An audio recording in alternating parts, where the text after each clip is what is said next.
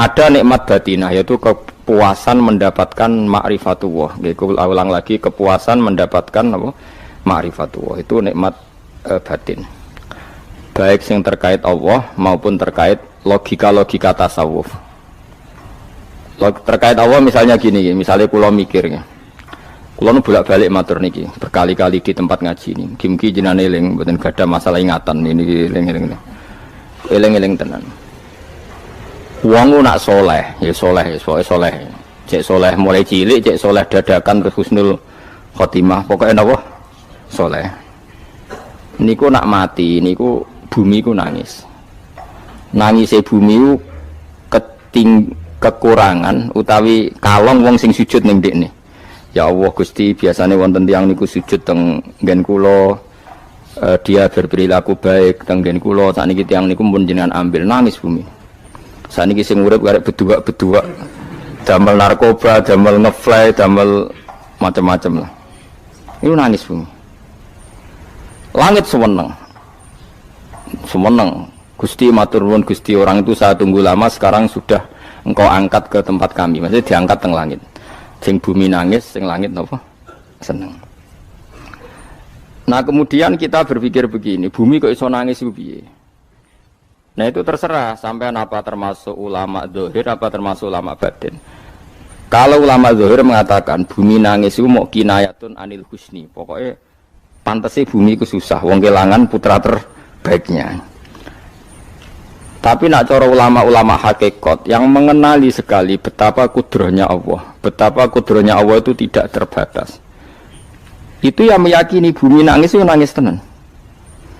Misalnya ngaten kula tak terangno malih ya. Kowe bayangno dadi Nabi Adam, ngrungokno nggih. Kowe bayangno dadi Nabi Adam. Nabi Adam tenan maksudnya. Terus Nabi Adam orang pertama dia tahu betul kalau dia dicipta dari bumi. Dan dia pula tahu betul, beliau tahu kalau dia bisa ngomong, bisa mikir, bisa macam-macam. Terus indukannya beliau itu bumi. Mesti pikiran Nabi Adam, jangan-jangan bumi ini juga bisa berpikir kayak saya. Ini kan materi saya, karena saya dari bumi ini bisa ngomong, bisa melihat macam-macam. Terus bedanya apa manusa mbek napa? Umpama kowe dadi Nabi napa? Adam. Orang yang dekat sekali, qoribu ahdin, dekat sekali dengan kesaksian kudrah Allah. Gini ku dekne roh nak materi ini ke bumi dan dia orang pertama yang urung lali kemana. Tapi ketika sudah ribuan orang, mungkin jutaan orang, lali. Seakan-akan bumi itu tidak jenis dari kita. Bumi adalah hal yang berbeda dengan kita. Kita manusia berakal, bumi itu benda mati. Terus kowe katut wong goblok-goblok, bumi itu benda mati. Sajane ya rada kriminal wong Islam muni bumi itu benda mati. Enggak bisa berpikir, yang bisa berpikir hanya manusia. Itu kengawuran-kengawuran yang kita ciptakan sendiri, kita wariskan turun-temurun. Umpama kowe iku dadi ulama, ngomong ngono iku isin. Bumi kok nyekseni kowe sujud, banyu nyekseni mbok pangan, mbok ombe kanggo sujud. Semua itu bersaksi tentang kita. Lah nek sampean tanglet kula, cara melogika gimana? Begini, tak wari cara gampang-gampangan nggih. Tawarai tauhid sing kasyaf. Tauhid ini yang dawuh Sayyidina Ali lau kusifal khoto umastatu yakinan. Umpama somben tutup-tutup iku dibuka, akulah imanku ora tambah mbek pangeran. Karena tren dunia dan akhirat sama. Zaman ning dunia ya Allah ala kulli saing kodin, kok zaman ning akhirat ya Allah ala kulli saing. Cara Sayyidina Ali, somben aku wis mati lah imanku ora tambah, meskipun aku ora swarga neraka. Lah kena napa? Darah padha wae, ning dunia ya pertunjukan kudratullah, ning akhirat ya pertunjukan kudratullah. Jadi pikirannya Sayyidina Ali seperti itu. Saya kan lahir misalnya tahun 1970. Berarti mulai Nabi Adam itu saya kan nggak ada. Ngerti-ngerti ada. Saya mengira waktu zaman tidak ada itu panjang apa cepat? Cepat, karena kita tidak melalui itu. Ujuk-ujuk wujud. Kadang kalau mati ya wedi kan. Mau mati jebule kiamat 1 juta tahun kasih wopo nang kuburan. Masya di Khalillah itu. Makanya aku ya ora roh, tak tinggal turu sakmono kan yo nglilir. Nang ngene terus nang ndi terus. Apa mlaku-mlaku nang donya apa piye nak turu ya kok ngani ngoyo turu kok ribuan tahun lintas. Terus ya apa jajal? Sampeyan tak takoki, misale sampeyan ning kuburan iku apa? Apa ngadepi mungkar nakir tukaran terus itu keselen tukaran kok napa ratusan ribu mungkin. Nah terus kita dilatih. Kata Sayyidina Ali gampang latihan seperti kata Sayyidina Ali apa gampang udah macam wong alim. Pada akhirnya kita ini aku zaman urip yo ora roh karepe, ngerti-ngerti urip, mati yo ora roh karepe. Pas mati sampean petangin dah yo ora roh karepe, pokoke wa matar sauna illa ya sawwa. Makanya masyhur itu dia ketemu orang ateis. Dia orang ateis itu anti Tuhan, anti Tuhan pokoknya. Dia ditanya, lalu kamu hidup itu karena siapa? Ya enggak tahu hidup. Lalu kamu mati yang menentukan siapa? Ya enggak tahu, kalau tahu mati. Ya berarti Anda enggak bisa menentukan diri kamu sendiri. Akhirnya dia taslim. Ya ada yang menentukan lah. Ya ada yang menentukan itu dalam Islam disebut apa? Allah. Melalui disebut kalimatu haqqin alaiha nahya wa alaiha namut. Jadi kalau maknanya itu kalimat yang benar-benar nyata, yang karena kalimat itu pula kita mendapat kehidupan, yang karena kalimat itu pula kita mati, yang karena kalimat itu pula kita akan bangkit lagi. Itu yang makna hakikat. Tapi kalau makna syariat enggak begitu. Kalau makna syariat begini, dan ini benar juga. Mengenai kena ada di ulama, ciri utama ulama itu jami'ul bayan. Dia kalau menjelaskan itu indah sekali dan orang pasti taslim. Sampeyan saya tak warai tenan. Sampeyan kan biasa wiridan la ilaha illallah kan biasa, mulai mimpin tahlil sampai kepeksa mergo do tahlil melok, sampai sing darani bid'ah akhirnya ya melok tanggane napa? Tahlil. Semoga wae. Kata Ibnul Qayyim Al-Jauziyah dalam kitab Zadul Ma'ad. Kitab Zadul Ma'ad itu kitab kesayangannya Sayyid Abdul Al-Haddad. Sayyid Abdul Al-Haddad itu pengarang kitab Zadul Ma'ad. Padahal kitab ini dikarang oleh muridnya Ibnu Taimiyah. Abdul Al-Haddad itu gak seneng Ibnu Taimiyah tapi seneng muridnya. Jadi di sini ulama ya demokratis. Gak seneng gurunya tapi seneng. Saja nih Ibnu Taimiyah itu orang baik. Ya ulama top ya baik, ya waras top. Tapi ngerti-ngerti Wahabi itu identik dengan Ibnu Taimiyah. Akhirnya ulama ahli sunnah penyebut itu terus izin. Mulane kiai-kiai ra ono sing dalil kala Ibnu Taimiyah mergo dicap Wahabi. Padahal Ibnu Taimiyah wong alim. Di kitab-kitab kita termasuk Syekh Muhammad piyambak anaknya Ibnu Taimiyah kala Syekhul Islam no kala. Tapi kan ini sudah milik Wahabi sehingga kita ini terus akhirnya gak gelem nyebut. Ya jadi kitab koyo dalil fastabiqul khairat iki apa par iki dadi dalil yo dhewe-dhewe. Wah parah tenan wong-wong. Dulu saya melihat orang enggak kunut itu ya biasa. Mergo saya sebagai wong alim ngerti iku madzhab Abu Hanifah. Saiki nek ora kunut Muhammadiyah. Kita ini sebetulnya ahlul ilmi enggak tahu kunut itu madzhabnya siapa kita. Itu madzhabnya Abu Hanifah, yang kunut madzhab Syafi'i. Tapi tahu-tahu iki madzhab NU, iki madzhab Muhammad. Mana ada orang-orang ini bisa punya madzhab. Ngalime sepiro nganti dadi no madzhab. Tapi wis dadi bahasa, wis dadi apa? Sekuajo kabeh sene. Mas repot-repot. Tak warai iki. Sampeyan ben nglafadzno la ilaha illallah iku keren ya. Keren tenan mboten keren-keren. Ngendikane Ibnu Qayyim Al-Jauziyah itu gini. Min asliha khuliqatil jannah wa min asliha khuliqatin nar. Terus wa min asliha khuliqatid dunya wa min asliha buisatir rasul. Wa min asliha qatalar rasul. Itu terus sampai sekarang saya tak bedai. Surga itu kan digawe kelas VIP. VIP mewah. Terus jari Rugen widadari dulu kan nak wingi sebut. Piro 70. 70. Wahyu kabeh ora ono sing keriting, wahyu kabeh. Wahyu kabeh terus gak tahu delok wong liya. Kadang bojo kita wis elek jek delok. Oh iya, widadari sifatnya maksuratun fil khiyam. Jadi gak tahu keluyuran ning ndi. Wahyu kabeh. Lek surga yang semewah itu selek itu ya bagi mereka sing nglafatno atau yang menerima la ilaha illallah. Neraka sekarang dibikin dalam itu. Jadi Abu Hurairah neraka itu tes-tesane benda kamu jatuhkan ke neraka itu untuk santai ke bawah itu nunggu 70 tahun. Kila 70.000 tahun. Dikira HP membuat ceblok neraka itu ceblok itu ngenteni 70 tahun. Betapa dalamnya ngentekno bego piro ya bayang misalnya. Oh itu kontraktor mana saja tidak sanggup itu disuruh ngeduk kedalaman neraka. Iku ya mau kanggo wong sing menolak la ilaha illallah. Jadi kalimat ini luar biasa. Swarga digawe bagi yang nerima, neraka digawe ya untuk yang menolak. Ya kalimat sing kena tahlilan turu iku lho. Iku kalimat sing nggo alasan Allah gawe swarga. Terus kalimat sing suwe-suwe sing lafadzno diarani bid'ah iku. Itu kalimat sesakral ini nasibnya akhir zaman itu entek. Gara-gara dilafadzno tahlilan tersangka jadi apa? Bidah. Dulu kalimat yang dipuja-puja penyebab surga dan neraka. Saiki kalimat itu tersangka. Mau perkara napa? Bidah. Wis ki aja melok-melok, kowe debat ya ora iso makili aku, sebarno iso. Kok kowe terusno dalan tok. Dah. Berarti la ilaha illallah itu kalimat yang surga dibikin karena itu, neraka dibikin ya karena itu. Kemudian Allah punya sunnah, lalu butuh pelatihan. Dikasihlah Allah gawe bumi. Piye-piye manusia butuh latihan, dibikinlah bumi. Dan dene latihan ikrar la ilaha illallah dengan sadar, dibikinlah bumi, liyabluwakum terus dites. Wes digawe bumi, ana makanan, ana minuman, ana wong wayah, ana pegatan macam-macam, wong diutang wis mbulet macam-macam. Gue ngetes, eling la ilaha apa eling utangi, eling la ilaha apa eling kasuse, pokoknya dites. Karena nggak fair kalau Allah bikin itu kemudian nggak dites, dibikinlah darul imtihan. Dunia itu bahasa Arabnya darul imtihan, tempat tes-tesan. Imtihan mana apa? Tes, liyabluwakum, diuji. Wes diuji kita hidup. Artinya kita dihidupkannya pun oleh Allah demi tes-tesan la ilaha, itu disebut kalimatu haqqin 'alaiha. Nah ya sebenarnya kita hidup pun ini untuk dites. Pada akhirnya la ilaha illallah apa enggak? Paham ya? Terus dites. Allah itu juga secara hukum itu kan enggak fair, dites kok enggak punya pemandu. Dibikinlah rusul, diutuslah para rusul untuk pemandu.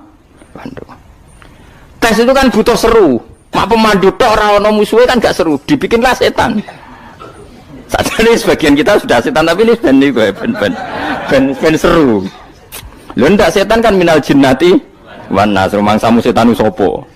Baik setan minal jinnati wan nas. Jadi kena muni auzubillahi minasyaitonir rajim, terjemahane berlindung Allah dari saya sendiri ya Allah itu.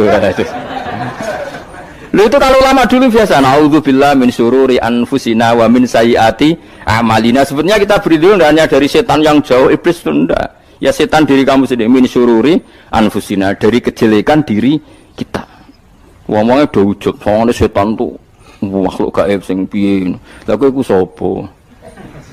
Nganti kowe maksiat terus mergo akrab klop, roh mbek setan klop. Mulane terus maksiat. Dah Allah ngutus pemandu yang ngecul setan ben fair. Napa? Fair. Jadi semua darul ibtila ini juga demi kalimat. Nah, makanya disebut kalimatu haqqin sing 'alaiha nahya. Kita hidup ya demi mendapatkan kalimat itu.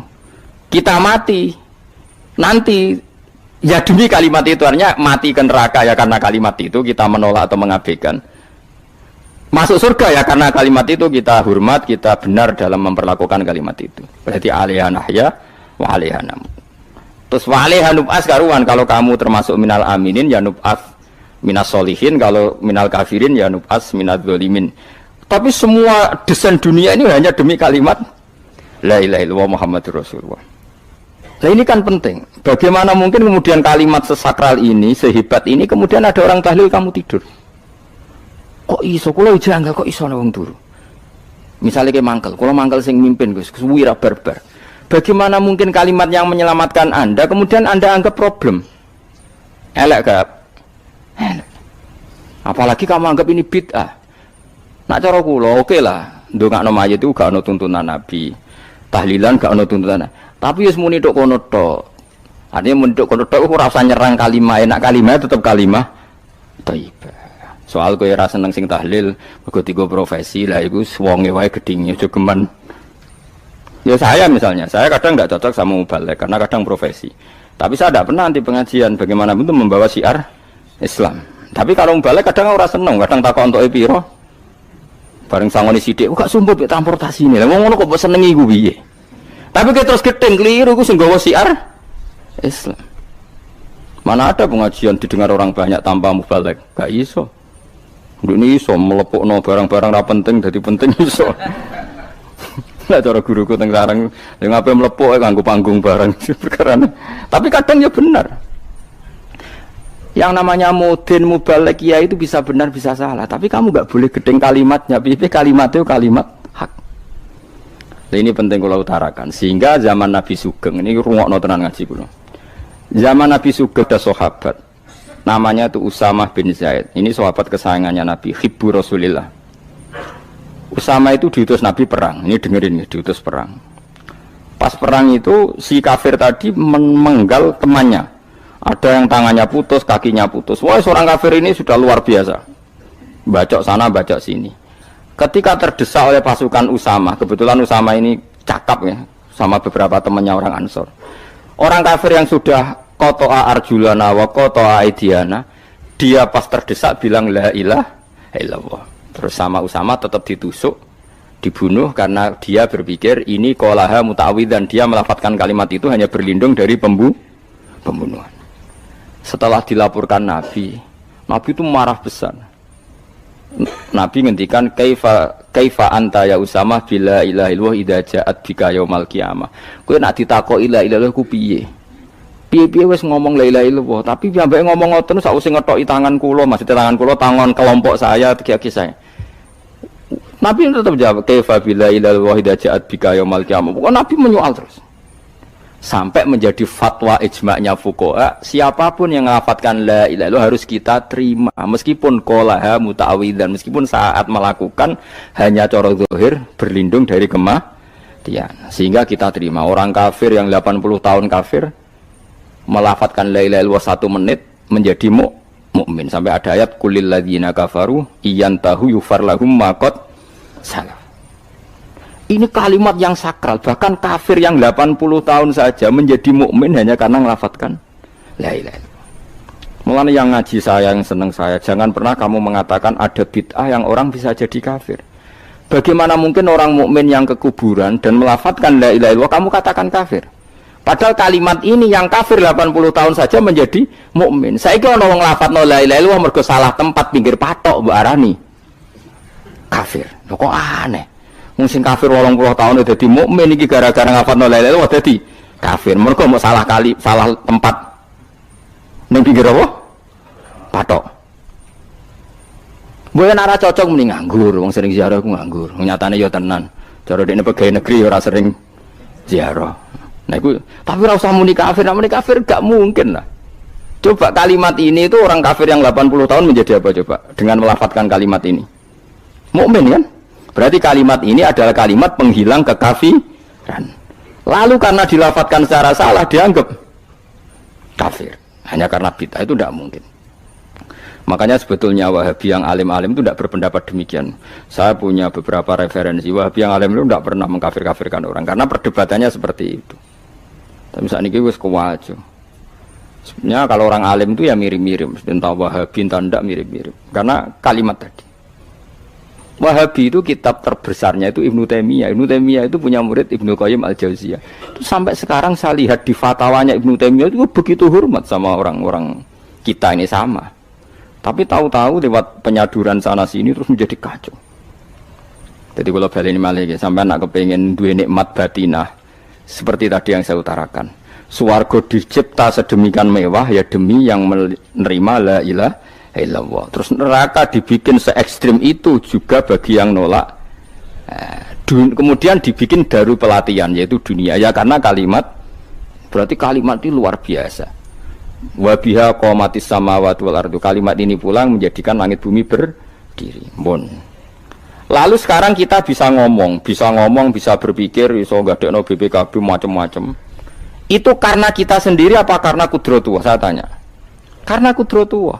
Kalau karena kudratullah, apa susahnya Allah bikin kemampuan tanah ini nangis, tanah ini susah. Wong podo-podo kowe iso nangis, iso mikir ya mergo kudratullah, ndak karena kamu. Harusnya ya sama, bumi-bumi ini bisa menangis juga karena kudratullah. Makanya bumi ini menangis ketika enggak ada orang yang sujud. Iku ya mungkin. Wong zaman kowe iso nangis ya krana kudratullah, mestine bumi yang kamu katakan benda mati, hakikatnya dengan kudratullah juga sama dengan kita. Mulane tenggene kitab Al-Husunul Hamidiyah, kula ngrasa utang tenan mbek kitab niku. Dulu saya ngaji 2 tahun kitab Al-Husun. Kitabnya kecil tapi saya ngaji itu 2 tahun. Berkali-kali saya ulang. Itu beliau cerita gini. Dia yang ngarang itu orang alim, kebetulan dia orang India. Memang kelebihannya kitab dikarang orang Arab itu luweh bulet. Wong Arab kan semuanya Islam, karangannya itu standar. Ini dikarang wong India. Di Tonggo Blodor, di masjidnya, dikarang ulama yang masyarakatnya itu udah karu-karuan. Beliau cerita itu gini, manusia itu punya satu kebodohan, di mana kebodohan itu disebabkan oleh robtul asbab al-adiyah, mengkaitkan sebab sing biasa-biasa.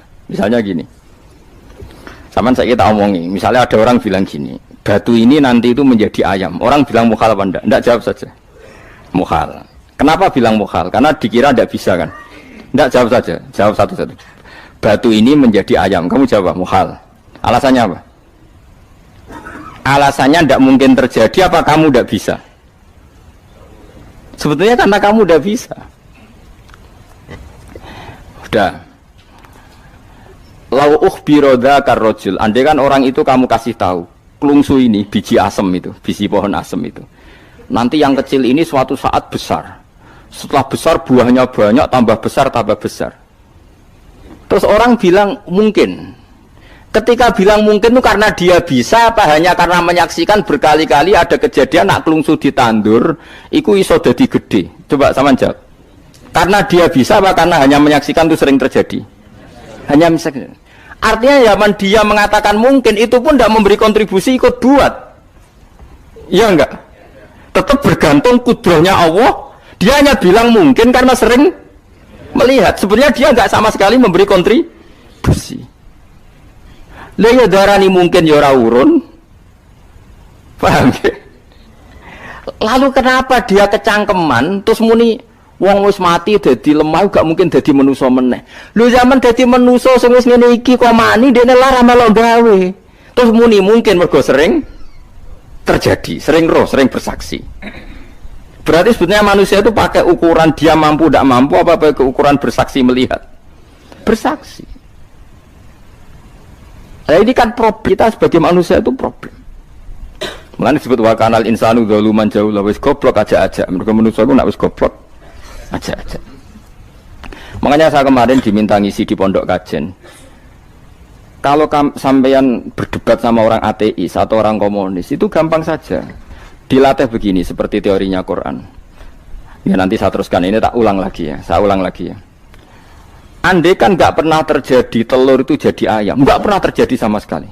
Telur itu jadi ayam. Terus kamu mengasih tahu orang tadi, telur ini loh nanti jadi hewan yang hidup terus terbang. Mesti dia bilang mukhal, mau benda mati kok nanti jadi benda hidup yang terbang ngalor ngidul. Berhubung sering terjadi dan dia pun tidak ikut bikin, bilang mungkin. Paham?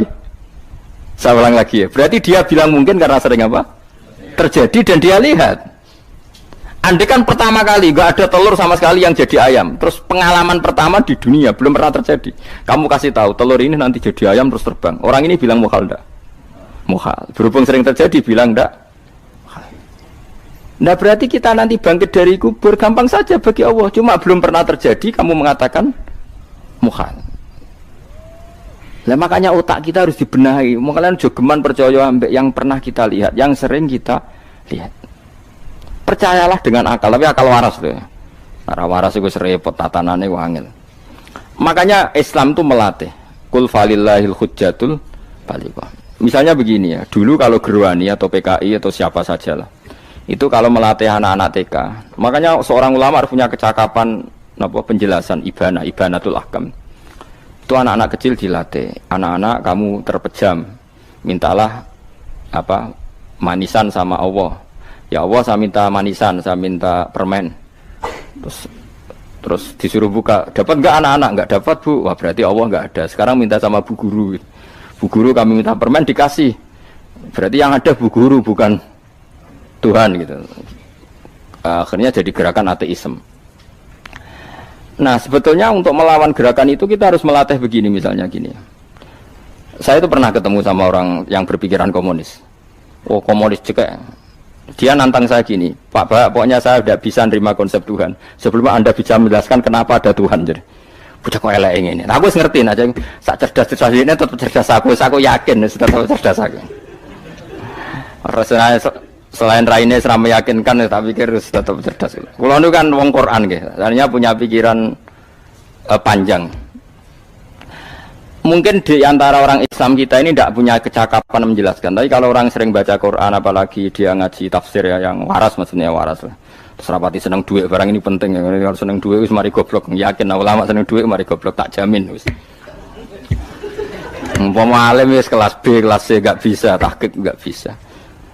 Kalau tahu dikandani kanca kula riyen ambek jenengan udah-udah saya kaca akeh. Lah kena apa? Cok seneng duit kula. Duit wis masalah bagi ulama. Ora duwe luwih masalah kan ya. Maksudnya ora usah seneng tapi aja terus gak duwe. Sekarang saya tanya, Quran itu melatih kita gini. Quran itu sederhana kalau ngelatih tauhid, tapi orang pasti ingat.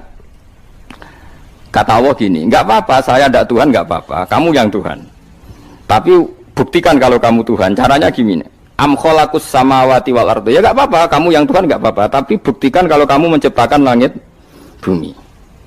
Mereka pasti ikrar, ya enggak mungkin saya menciptakan bumi, saya lahir sudah ada bumi. Yesus lahir sudah ada bumi, enggak mungkin Tuhan.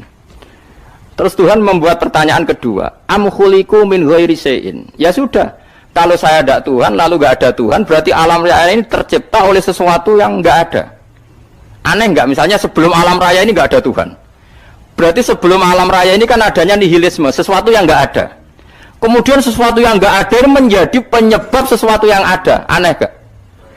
Belum ya aneh. Sesuatu yang enggak ada itu mestinya kan enggak bisa ngelabeti, enggak bisa berfungsi, enggak bisa ada gunanya. Wong jenenge ra ono iku ya ora marai apa-apa. Mau ra ono kok dadi sebab. Sesuatu yang menjadi sebab itu yang wujud apa yang enggak ada? Yang wujud.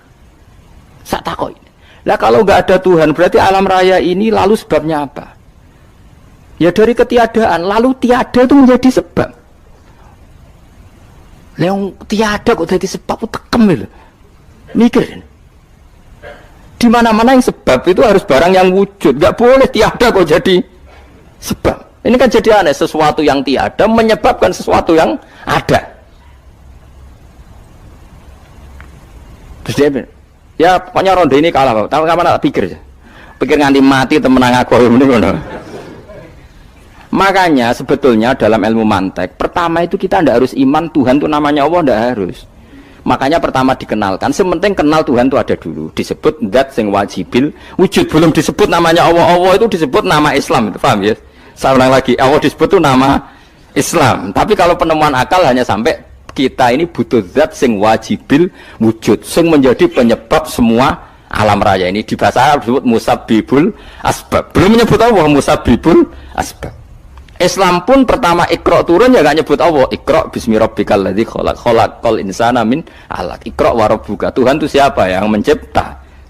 Nah, yang mencipta ini oleh syariat Islam disebut apa?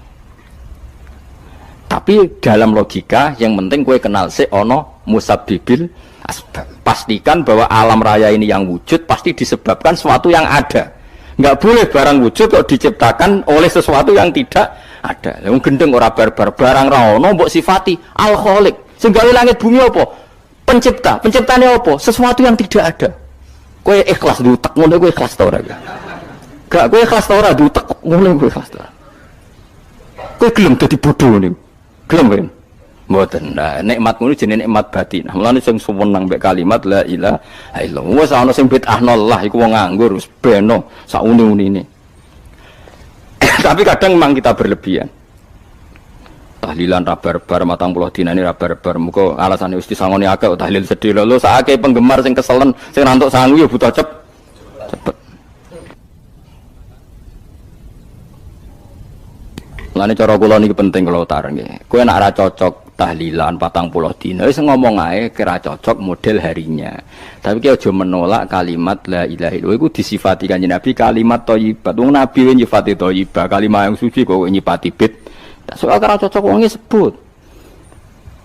Misalnya kamu bilang saja wong mati wis sangu amale lha apa didongakno barang. Nek kowe pengen ndonga ora usah ndonga. Ya ora usah biasa wae. Kula lah mbok dongakno ya ora seneng. Gak meyakinkan. Karo dene mlebu swarga butuh dongamu ora ono swarga fadhole pangeran apa mbok dongano barang. Nah tapi kowe donga aku ya seneng.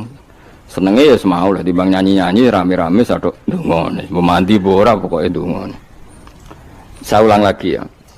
Makanya Quran itu melatih logika sampai seperti itu. Am khalaqus samawati wal ard bal la yuqinun. Sampai terus diulang-ulang. Am khuliqu min ghairi syai'in. Kalau mereka merasa Tuhan enggak apa-apa, tapi buktikan mereka ini wujud sendiri tanpa sebab.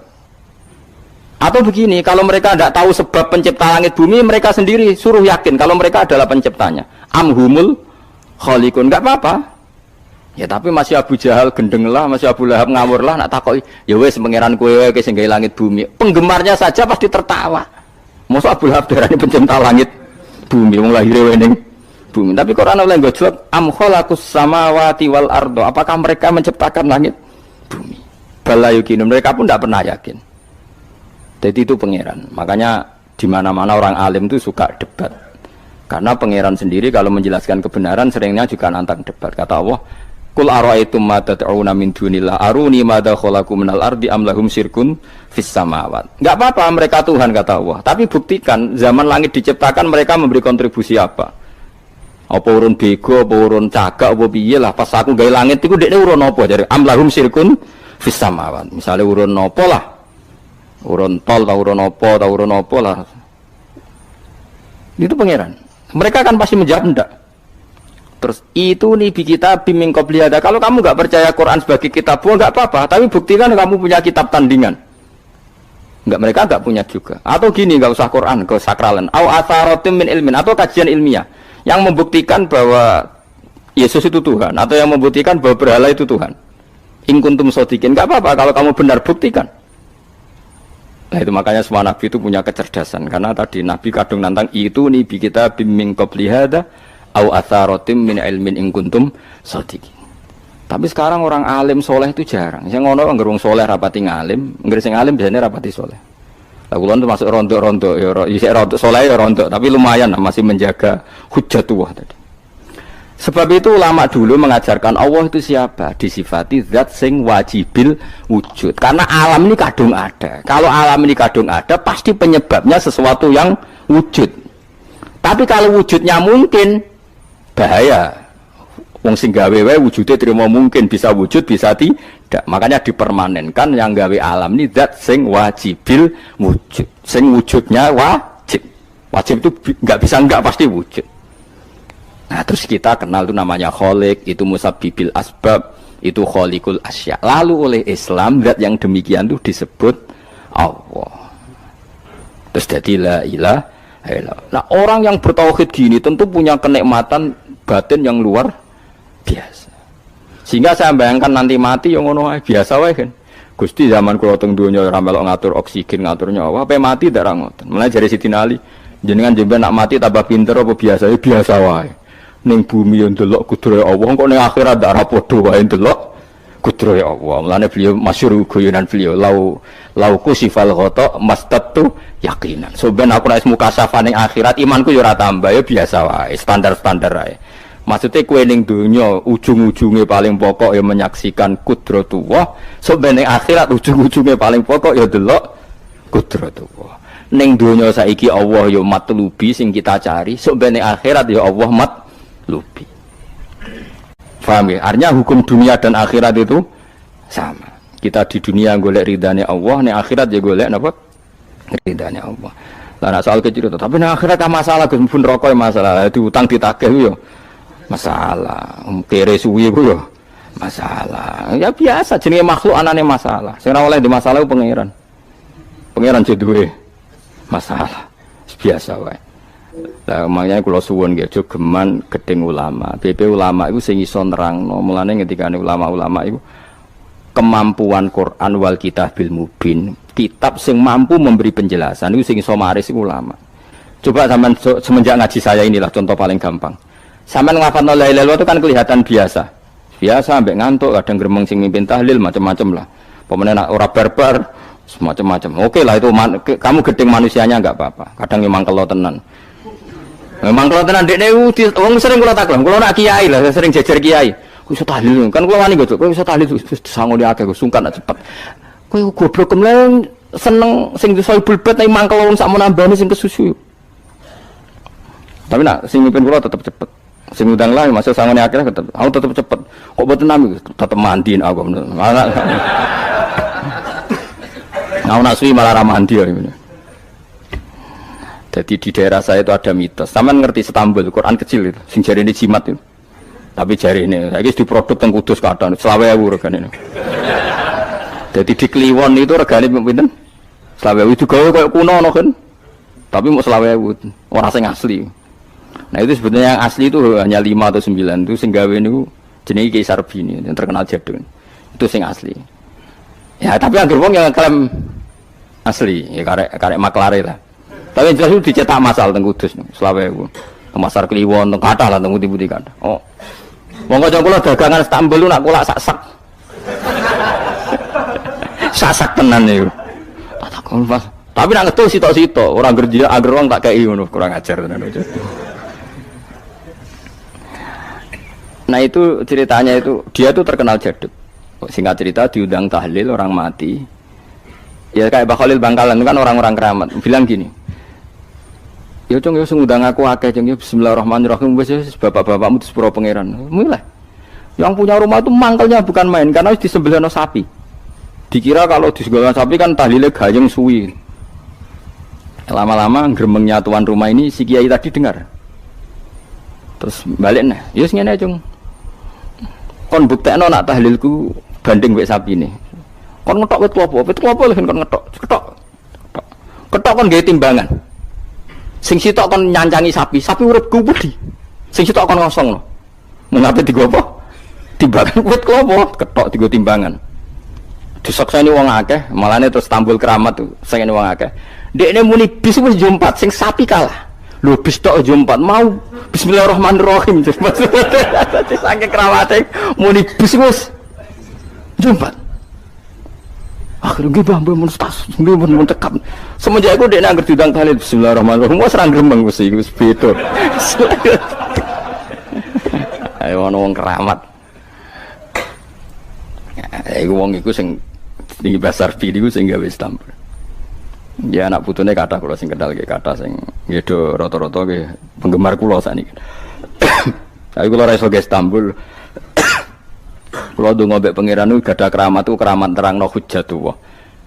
Yaitu tadi logikanya Quran. Makanya sebetulnya Quran itu pertama ngajarkan kita, enggak apa-apa mereka ngaku Tuhan, tapi kita cek apa mereka menciptakan langit bumi. Ketika ditanya mereka bilang enggak juga. Ya sudah, berarti kita ada ini tanpa sebab. Am khuliqu min ghairi syai'in, kita diciptakan tanpa sebab. Aneh juga secara akal kan, masa kita yang ada disebabkan oleh sesuatu yang tidak ada. Akhirnya kita temukan penyebab itu bernama musabbibil asbab atau wajibil wujud. Lah yang itu oleh Islam disebut Allah. Mulane itu jenenge, kalau kamu sudah sampai seperti itu berarti kamu punya nikmat zahiratan wa batinah. Hiya al-ma'rifah, kata Imam Suyuti, nikmat batinah itu ma'rifat. Nah, ma'rifat seperti ini yang ma'rifatul anbiya, ma'rifatul ulama, ma'rifatul auliya, ma'rifat yang la tuzalziluhul fitan, yang enggak mungkin diguncang oleh fitnah karena sudah permanen. Jadi disebut sibghatullah wa man ahsanu minallahi sibghah, sudah permanen, sudah menjadi sibghah. Nah, ini insyaallah yang seperti ini yang tidak bisa diguncang oleh fitnah apapun. Ya kamu harus latihan, terus latihan. Akhirnya ya butuh pelatih. Nah, aku sing latih kowe iku mok rok saulan pisan. Setan kompetitore awor kowe terus. Lah iku masalahe. Pelatih arang-arang setane. Nah, iku ora roh, nah iku sekolah ra melo-melo nah niku. Karena dunya ben seru kan mesti ana pelatih, ana pengganggu.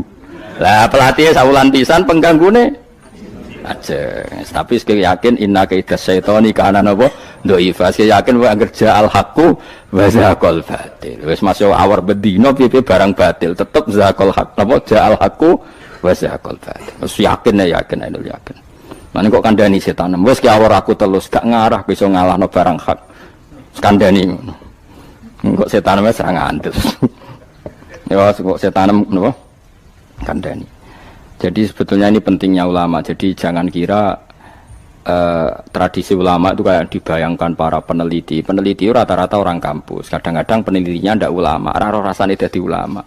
Sebenarnya kalau di kalangan ulama biasa. Misalnya Said Abdul Haddad itu termasuk Qutbul Irsyad. Beliau biasa saja baca kitab Ibnul Qayyim. Padahal muridnya Ibnu Taimiyah. Dulu ulama itu ya biasa saja. Saya ya berkali-kali tidak kunut, tapi bukan karena apa-apa. Ya Abu Hanifah ya nggak kunut, ya biasa saja. Mertua mbahnya istri saya itu, keluarga Sidogiri itu kalau sholat kunut terus sampai kabundut. Ya biasa saja ada madhabnya. Karena kunut nazilah itu karena ada masalah. Zaman akhir masalah. Makanya beliau kunut. Terus enggak apa-apa, itu ya enggak masalah. Yang masalah aku ilmune kurang terus kecangkeman niku masalah. Wes kena kurang paham. Saya pernah ya ngaji begini di mana-mana ya. Dulu saya masih ingat, sholat jenazah itu pasti di depan. Terus kita, sama lihat nanti di kitab Mahali, kenapa sholat jenazah harus di depan? Ya karena memang mulai dulu yang namanya sholat jenazah itu di depan, mayitnya di depan. Tapi mulai dulu zaman Imam Nawawi yang terkenal yang ngarang kitab Majmu', ngarang Minhajul Thalibin itu bilang, sebetulnya ada kaul yang mengatakan jenazah itu boleh di belakang. Piye-piye gak imam. Kok wajib kok ngarep bangun imam tapi? Masuk akal loh. Masuk akal, tapi aja praktek. Ya mau kowe ngomong masuk akal, tapi masuk akal ora imam kok wajib nemu kok ngarep. Coba alasannya apa? Kok iso wajib udah kok ngarep ora? Nah, sekarang terbukti ke Fuad di Arab Saudi. Di Arab Saudi era dulu itu setiap jenazah itu kalau sholat diletakkan di depan, dekat Ka'bah. Sikat cerita tahun 84 atau berapa, ternyata itu senjata laras panjang. Jadi senjata laras panjang dibungkus pura-pura apa? Jenazah. Setelah di depan ternyata senjata, terus dipakai pembantian. Tapi ya akhirnya enggak banyak korbannya, memang dilindungi Allah. Semenjak itu trauma. Sekarang tuh sampean kalau sekarang haji atau umroh kan tiap ba'dal maktubah kan ada sholat jenazah. Itu jenazahnya di kamar jenazah, enggak di depan. Artinya kan di belakang musolli apa? Di belakang yang sholat. Nah ini alhamdulillah itu zaman Imam Nawawi termasuk sudah mendiskusikan itu. Ada kemungkinan yang kita sholat itu di belakang kita. Nah, kalau di Arab Saudi semuanya dipaksa di depan, wong kaji rasido kaji. Semati wakil mendak kok ngarep. Gak sido tawaf wong. Kebeken jenazah. Lah Indonesia tok nak kaji mati piro saja. Kabeh ditakok ngarep.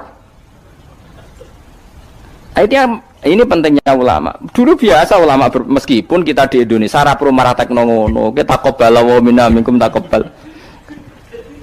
Loh, karena saya pernah ngalami di kampung saya itu kan biasa kalau mayat itu kan ndase enggak lor, sikile ini gitu. Madhep kiblat. Mbaya gitulah orang madhep kiblat pokoknya sirahe ning lor, sikile nang gitu. Oh itu sudah berpuluh-puluh tahun, mungkin ratusan tahun sudah. Kemudian lala itu ada kejadian satu tamu itu berkeyakinan sirahe ning kidul. Di sini kan ada mazhab sebagian sirahe ning kidul, sikile ning lor. Kebetulan tamu itu keluargane. Akhirnya walhasil yuk mindah, yuk muter. Lah tonggo-tonggo kan mudine barang rawani. Serawani. Terus takok aku, "Gus ini cara jenengan sepunti." Ya nanti bakamune kon muter dhewe. Wong ini nekat ngamuk, wis kamu. Sesuai jare wong-wong.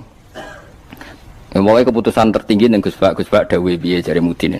Tak omongi ngene wae. Kula niku sinau fikih wis suwe, cek ndas ning lor, cek ning kidul. Mayit ning guri wae kula roh kaule, pemene sampean puter mun puter. Tenang mawon ta mrene. Kula niku sinau fikih mun suwe, menawa sirah ning lor apa kidul. Mayite nggo guri kon kula roh kaule. Sakire mikir, iku Gus Bak masuk terus mikir. Ya pun Gus mun salat-salat. Jadi artinya kalau dalam khazanah Islam itu banyak sekali. Karena fikih itu masalah furu'iyah, masalah apa? Kamu gak yang kuwi iso kudu iso tenan iki tentang kalimat dalil tadi kudu iso tenan ra oleh anu, tapi ngono-ngono iku gampang. Saiki salat ghaib misalnya. Misalnya kemarin Mbak Hasyim Muzadi wafat. Orangnya wafatnya di Malang. Malang wetane Jogja misalnya. Oleh gak wong Jogja salat ghaib? Oleh kan, padahal mayite kok guri.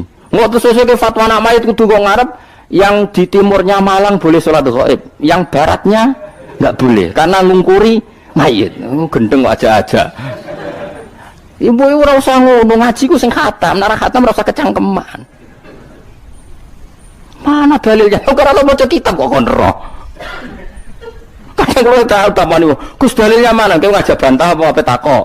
Nak ngajak bantah-bantahan ora level kowe ora roh kok ngajak bantah sing roh. Lu dene cek takok dalilnya mana? Lu bantah-bantahan kok takok. Bantah-bantahan itu mestinya ya khazanahnya banyak, referensinya. Bantah-bantahan kok takok. Dalilnya napa Gus? Lah ya kowe takok apa ngajak debat. Nak takok tak dudono, tapi kowe iku muridku ngomong takok. Lah nak debat ki aja takok, kitapem sak dus wae ku sak dus. Takok Gus takok. Iya takok. Sing apik ora usah kecangkeman ngono to. Jadi kalau seperti itu gampang kalau Furya tadi logikanya kan jenazah itu ndak imam. Kenapa sih wajib di depan wong ndak imam? Sehingga alasan di depan karena mulai dulu ulama kalau nggak ada kondisi yang luar biasa ya umumnya di depan ya kita ikut di depan. Lalu di depannya apa sirahe ning lor apa ning kidul ora tau nginceng ngono jawab ngono wis bungkusan. Wis apa? Bungkusan. Ya wis. Mulane wong ora usah kecangkeman. Nak nuruti eskal ku eskal. Misale ke salat saiki madhep kiblat. Tetep ukurane iku pas ngadeg. Lah nak sujud ya ki madhep ndi? Ayo tak takoki iki. Kowe nak salat kan madhep kiblat. Ya iku ora pas ngadeg. Jadi pas sujud. Yo wong umume wong madhep kiblat tapi istilahnya ngono ya madhep kiblat. Ora kok kowe gak arah fikih ngene. Salat wajib madhep kiblat, nak ngadeg, nak rukuk madhep bumi, nak sujud ora ono fikih ngono iku. Wong kok elek ngono, cangkem kok elek ngono. Ya ora usah ngono umume wong muni madhep kiblat ya muni madhep. Kowe ora usah kecangkeman gawe sarah. Madhep kiblat tu nak ngadeg, nak rukuk. Geneman ngono. Ngene sing apik, dadi ulama ku sing apik. Ilmune akeh tapi biasa wae. Mbak kula biasa mbek wong. Kula biasa. Kula nek jejeroken wong ya ora ngerti sing ulama endi ora. Lah wingi ki akad Khalil Habib Anis kula jak akad-akad teng mriku. Ya wong ora ro bedane ndi sing Gus Bayu kan padha wae. Tendangi wong wis padha wae. Ulama ketara nang anak ngomong hukum lagi ketara. Malah kadang sing ora ulama lebih meyakinkan. Nah, tapi yang merengat mengkotangan kok koyo mikir hukum berat.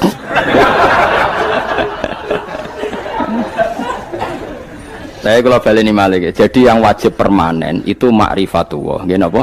Ma'rifatullah. Kula suwun ma'rifatullah sing permanen. Disebut napa? Alaiha nahya wa alaiha namut wa alaiha nub'as. Nah istilah teng Quran apa inna sholati wa nusuki wa mahyaya wa mamati lillah. Kowe saiki urip iku ya ora karepmu dhewe, karep kersane Allah. Kowe mati ya ora karepmu dhewe, kersane Allah. Nak zaman kowe urip tidak dalam kendali Anda, setelah mati pun tidak dalam kendali Anda. Kowe ngerti-ngerti urip, ngerti-ngerti mati, ngerti-ngerti bangkit kau kubur. Berarti kabeh ku lillahi rabbil alamin. Ya sudah, seperti itu yang kita akan alami. Nah, lalu kita sanggup kalimat, yang kalimat ini pula kita hidup, kalimat ini pula kita mati. Itu dalam makna ilmu hakikat. Nah makna ilmu syariat juga gampang. Aku wani urip ya mergo bela-belani la ilaha illallah. Umpama aku mati ya demi kalimat la ilaha illallah. Aja kok mati krana melok lomba terus mati. Ya mati ya berlomba dalam mempertahankan la ilaha illallah. Itu makna syariat. Nah kita harapkan makna ini dua-duanya ada. Secara syariat kita hidup ya demi ngurip-ngurip la ilaha illallah. Disebut diilai kalimatillah. Kayak aku, mulane kula nak mulang semangat. Aku wani urip demi mulang kalimat la ilaha illallah. Aku wani mati mergo wis rumangsa sangu. La ilaha illallah itu makna syariat. Kalau makna hakikat, kowe gelem ra gelem uripem ya mergo kersane Allah, ora mergo kersam. Kowe gelem ra gelem matimu ya mergo Allah sing ngersakno, ora mergo kersamu. Itu disebut inna sholati wa nusuki wa mahyaya wa mamati lillahi rabbil alamin. Piye mergo hakikate la syari kalah. Allah kalau menghendaki enggak ada yang bisa menandingi, enggak ada sekutunya. Artinya fakullu makana fi hadzal alam dunyan wa ukhra kabeh kullun bimuradillah. Nah itu yang makna hakikat. Nah, tapi kan enggak masalah kita punya ilmu syariat juga punya ilmu hakikat, enggak masalah. Umat ini cukup bisa menampung ilmu syariat dan hakikat. Problemnya di zaman akhir ana wong sing sok hakikat. Si bebo gendeng jadab, si bebo rasolat jari solatnya di Mekah, kadang goblok kira karuan. Lah ora goblok ya, ini Mbah Mun cerita kula. Wali rata-rata goblok. Lah bodoh nih kok goblok kira karuan. Mereka dulu itu ada orang ngaku wali. Bareng Jumatan, teng mriki nak bare jam berapa Pak? Jumatan. Jam 1 ya. Ditakoki, "Mbah kok mboten Jumatan, Mbah?" Wis Jumatan ning Mekah, jeng lha goblok ora karuan. Ning Mekah iki jam 10, apa Jumatan mbek sapa? Itu kan ketok goblok e. Wong ra Jumatan jam 1 jare muni bar Jumatan ning Mekah. Ning Mekah ku kacek 4 jam. Berarti jam piro ning Mekah? Jam 10 sudah 100 urung. Mesti ini adekne bodoni mending engko aku Jumatan ning Mekah iku rada pinter. Oleh-oleh wis. Lah ya Mekah be Indonesia terpaut pinten? 4 jam. Dadi mbak mboten Jumatan. Aku wis Jumatan ning Mekah. Wis. Ning Mekah jam 10. Mulane wali ku tes, anggere aneh-aneh ku tes. Kok ketok gobloke. Sing wali amatir sing ngaku-ngaku tok. Nak wong alim kan kekasih pangeran, tapi biasanya rapati keramat, tapi para pangeran. Ngono adu pasot menawa wong alim Kang tuntas kan. Adu pasot, tapi ora usah dijajal. Ngono tuntas tenan malah repot. Jadi paham ya kula suwun nggih, dadi sampean menjaga agama ini